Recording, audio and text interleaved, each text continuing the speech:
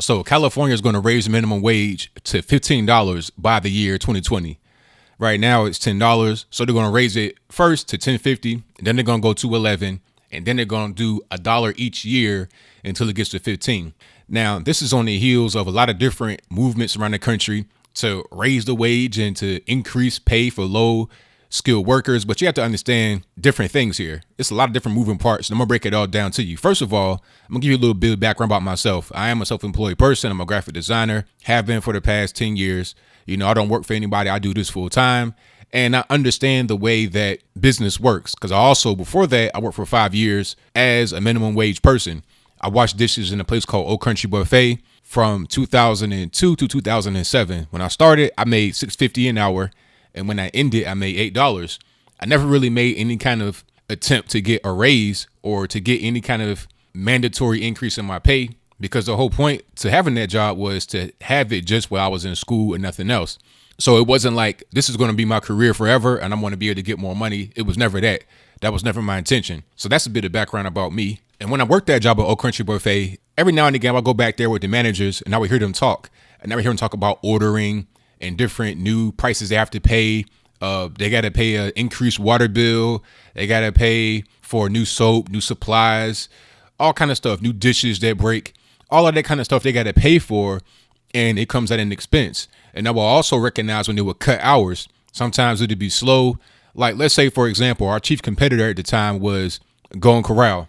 Now, Golden Corral had this thing where they had like steak day. They had a whole big rollout for it, had a whole big thing that they did. So when they came out with that, it hurt our business since I was our chief competitor at the time. So when that came out, we had to adjust the way that we did our hours. So rather than be getting 37.5 hours, which at the time was just below the full-time hours, so you were not able to get, the full-time benefits, which was the whole point of having a part-time job. They won't give you full-time benefits. So anytime I hear somebody say, oh, if you work 40 hours a week, then you should be able to have a living wage, is a dog whistle in many different ways that the average person won't even pick up on. But I'll get to that later. Let's get back to the story about Old Country Buffet. Bottom line is, I understand that there are certain circumstances where they got to cut your hours and they got to reduce the amount of money that you get paid per hour based upon that hours cutting because of external factors, like the situation with Golden Corral, where they had this whole steak promotion that hurt our business. So rather than me getting 37.5 hours, I may get 30 hours. I may even get 28 hours, right? And the thing about it is it won't hurt productivity because of the fact that we're slower. And in certain times of the year, it'll be slower. And certain times of the year, it'll be quicker. Certain times of the day or the week, it'll be slower than others. Prime example, if you're coming in there on a Sunday, 11:30, it's going to be jam-packed to the brim with church people. If you're coming in there on a Monday afternoon at 3 o'clock, there's nobody going to be in there usually, unless it's a party that's booked in which you would be on a schedule for that. But if not, then they probably would have one guy back there or nobody back there. They may even have somebody that come from the back in the cook section to wash dishes. Maybe even one of the managers will come back there and wash dishes. See, when these people come up with these laws and the people that support them, they don't understand all of what goes into making your wage be what it is, right? You can't just simply say, oh, well, I deserve more money per hour. Why? When there's a Walmart that opens up in a lot of these inner city ghettos, you may have, 200 jobs that are available at that particular location. But then when you go to the actual place, it's 5,000 people in line. So at a certain point, you realize that you got 5,000 people that think they have enough skills to be able to do that job. And they're probably right. And it's going to basically be boiled down to who has the best resume, who has the best ability to work. And that's pretty much it. When you're talking about higher skill jobs that demand a higher amount of pay, a lot of those jobs go unfulfilled. There's a lot of jobs right now in the United States that are not being fulfilled because they require higher skills. And you can't simply say that people that have no job deserve those jobs, because you have to be able to do the job to get it. And the reason why they are available and they're vacant is because you don't have enough people that have those skills to be able to fulfill the role that's needed for those jobs. And it's just that simple. Minimum wage jobs are easily filled and they don't go often unfulfilled because it's easy to do, right? It doesn't take a lot of skill to do those jobs. And people say, oh, well, raising the minimum wage, that makes people have a living wage. What is a living wage? How much is a living wage paid per hour? I've never been paid a living wage. I don't make a living wage now because I don't know what that is really. Like, what is that really? I make enough money to be able to pay for my bills that I have, but a living wage, is a term that makes no sense. It has no basis in reality because the money that you need to be able to live and sustain yourself, it all depends on what you consider living and sustaining yourself. And it also depends upon your personal situation, right? It also depends on your geographic location. Like, prime example, I can live in the house in the ghetto and I can live by myself. I have no debt. I have no bills other than just my household expenditures, right? And I don't require much to survive. I may work from home. I don't need a vehicle, so I don't have a vehicle. I can ride the bus or catch an Uber if I need transportation. And I don't really require much food to sustain myself. I might eat one meal a day, right? So my living expenses will be drastically different than somebody that lives right next door in the same kind of house or even in an apartment complex. We could live in the exact same apartment complex, pay rent to the exact same people, but yet my living expenses will be less than theirs if they have a bunch of kids in their house. They got a person, an adult that does not work. Let's say you got a husband and a wife. The husband is the one that makes the bread. He is the one that brings the bread home. The wife does not work, and they got 3 and 4 kids running around. Better yet, even better example, you got a single mother with no husband, and she is the person bringing all the money home. She has 4 kids, all under the age of 10, right?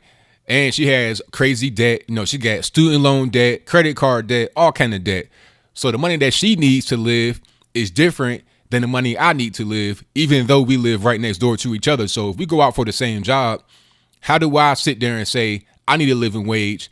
And then she says the same thing. And the money that we need is different to sustain ourselves. And then it also depends upon what you think is enough money to sustain yourself, because I may just think that all I need is enough to be able to eat food and pay my household bills. But somebody else may say, I need money to eat food, pay my household bills, pay for a car, pay for my kids' private school, pay for my kids' clothes, pay for my kids this, pay for my kids that, right? The amount of money that we need to survive is different.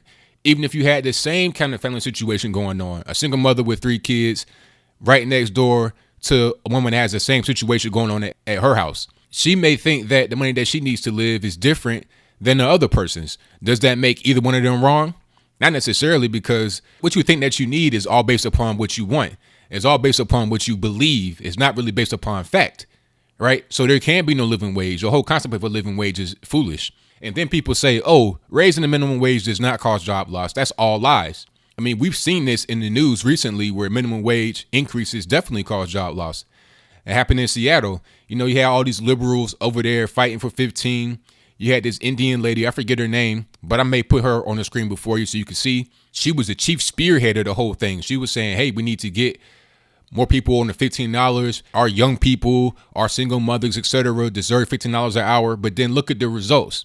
When the reality strikes, now all of a sudden people that's out there fighting for 15 on the front lines all of a sudden want to try to make up excuses, right? When people say, you know what, this $15 an hour is going to cause me to have to restructure the way I do business. A lot of people have small businesses and they cannot afford that kind of increase, right? And I think people that are making these laws even know that. The same thing's happening in California with the raising the $15. They understand that they cannot just raise it right away because people are not going to be able to afford it. So they got to do it incrementally. And if it was a good thing to do, why can't you just do it right now, right? It's because it's not a good thing to do. And people understand that that kind of money is going to be a burden upon people. It's not only going to make people have to spend more money out of their own pocket, they're going to have to increase prices on certain things. They're going to have to, because at a certain point, you can't just eat that kind of money. And the same thing going on in Washington, D.C., where you have Walmarts that have actually stopped construction because it's like, look, we're coming here with your $10.50 an hour minimum wage. We don't want you to raise it to $11.50, and we definitely don't want you to go to $15, which is proposed. So what we're going to do is we're going to go ahead and pull out, and we're going to stop construction. And in the inner city of Washington, D.C., Walmarts are desperately needed because you can't afford to have to go way far away to go to PG, to go to Maryland, across the river and into Virginia. You need to have something right there to be able to have low prices and quality stuff, or at least decent quality stuff. Now, if you're going to raise the minimum wage to the point where you're preventing people from being able to have access to that, and you're preventing jobs from being able to be given to the community which desperately needs it, what are you doing? You can't just raise minimum wage, because the thing about it is this: what would you rather have? A job paying $5 an hour or no job, right? And then when you raise minimum wage, some people may get a raise and they may be able to improve their life, But what about those that don't have a job? Currently, right now, you got 93 million people in the United States that have no job at all. So what about them? What about their prospect for the future? How are they going to be able to afford their daily living expenses if you have raised the cost of goods and services that they require on a daily basis because you've raised the minimum wage? Because again, people aren't just going to eat that price increase. They're going to pass it on to you, right? They're going to make you, the consumer, pay for it. It's just that simple. And most of these people that are providing jobs at minimum wage are small businesses. 99% of all business in the United States are small. So you can't just act like it's going to be something that is imposed upon the 1%. And even the 1% can't really afford it. Did you know that the average profit margin for a restaurant is only 4%? 4%. You're dealing with very slim profit margins, especially with places that have chains. And a lot of the way chains work is if they're not independently owned and operated, you got to look at the whole totality of the chains as what their profit is based on. So prime example, you may have a chain in one part of the country that's doing very well.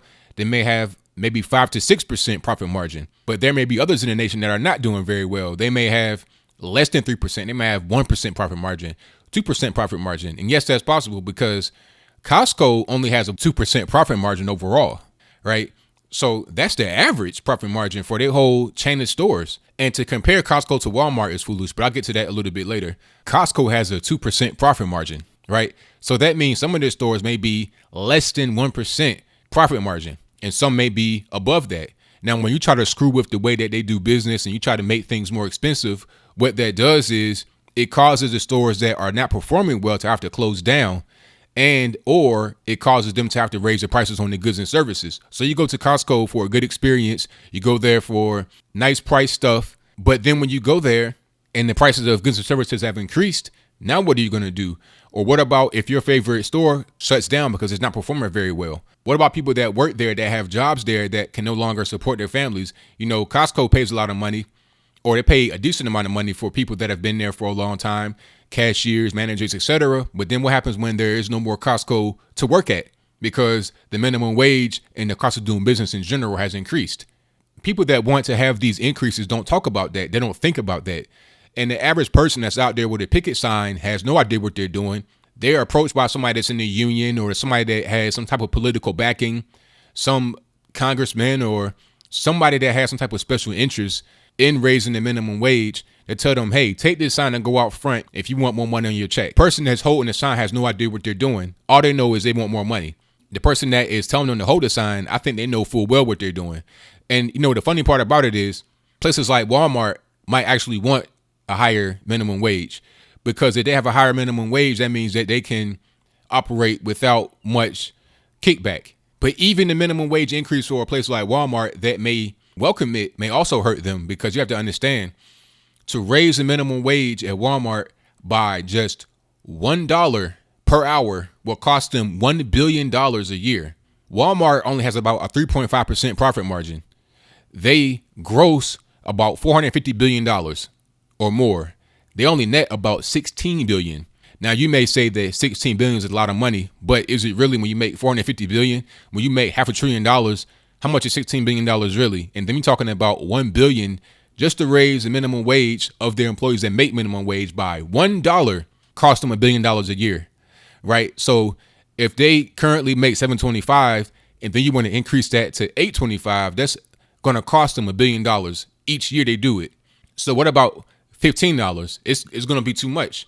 And like I said before, they only make about a 3.5% profit margin, and many stores don't do that. So the store that you like to go to all the time that only gets about 1% profit margin, that's going to have lower profit margin, may close down. Now, what are you going to do? And people that work there, what are they going to do? And again, not only will you have higher costs of goods and services, you're going to also have less jobs. That's been proven over and over again. And there was a point in time where you had black teen unemployment that was the equivalent to white teen unemployment. It was very low because it was easier to get a job. This is before 1940 when they created the minimum wage law. But since 1940, the black teen unemployment has skyrocketed to the point where now it's like 80 to 90%. I think I saw a stat that says in Chicago, black teens have a 90% unemployment rate. And some people may say, well, what's wrong with that? You know, teenagers aren't supposed to have jobs, supposed to be in school. That's not entirely correct, because you need to be able to start working as soon as you can. At least in the Commonwealth of Virginia, the working age that you can begin to work at 16. You can work at age 14 with a work permit. So you should be having a job sometime in your teen years. That prepares you for life out there in the real world once you become an adult. You need to have your foot on the bottom rung of the employment ladder early as you can, because you're able to gain experience. You're able to gain skills, social skills, work skills that you cannot gain just by being at the house doing nothing, right? And the whole thing about you should be going to school. Look, I had my first job when I was in school, when I was in high school, and then also when I was in college. And I had full time in both. It can be done, and it prepares you for the real world. That's the whole problem right now. When you had the whole thing in Emory University where these kids are getting outraged and petrified and traumatized by the chalk of Trump 2016. That's absurd. But you got to understand that's not so far outside of the box when you have these kids that are not prepared for the real world, when they don't have a job at all until they get to be 25, 26. I see some of these kids on campus until they're 26 years old that have never had a job. How are they going to be prepared for the real world at that age and never having a job? They're always going to be dependent upon the workforce to take care of them. So they're going to be out there with the picket sign saying, raise my wage, et cetera, because they don't have any skills outside of that. Because that's what they've been indoctrinated as, and they have not developed any kind of work skills to be able to help them in life. So anytime somebody wants to say that the minimum wage helps Black America, that it helps the poor, that it helps Hispanics, that it helps teens, it's ridiculous. And these same liberals will be the same ones that say that we should open up the borders and then have illegal immigrants over here working these jobs that quote unquote Americans don't want to do, right? But then what they don't say is that these illegal immigrants don't get paid minimum wage. They get paid whatever the person that's hiring them illegally wants to pay them. Why would they have to pay them the minimum wage as required by law when they are not hiring somebody that is legal, which is required by law? You're going to have 30 million illegals over here working under the table, getting $5 an hour or less. Meanwhile, a regular citizen, a Black teen in Chicago, can't get a job at all because his value and his skill is not up to the point where it warrants him getting paid $15 an hour. He doesn't have the skill necessary to get that kind of high paying job. If you can have an illegal immigrant working a car wash or washing dishes or something like that for $5 an hour, how is a Black teen going to compete with that? The low skill job that you need to get into the workforce, he can't compete at all because his value has been undermined by A, the minimum wage law, and B, illegal immigration, which is exactly why a lot of Black folks are starting to turn their back on the Democrat Party, because the Democrat Party turned their back on them. That's all I got to say for this video. So what do you think about the minimum wage law? Do you think that the minimum wage should be abolished? I do. I think that people should be able to work for whatever they want to work for. If you go to an employer and say, hey, I want to get paid $5 an hour, and the employer agrees, you should be able to do that. Or do you think that the minimum wage should be higher? Do you think it should be higher to be able to give people a quote unquote living wage? And if you think that, tell me what a living wage pays per hour. Or do you think that the minimum wage should be left alone, left the way it is? Should it be quote unquote indexed to inflation, whatever that means? Let me know in the comments below. And that's all I got to say for this video. If you like what you heard, please comment, rate, share, and subscribe. Peace.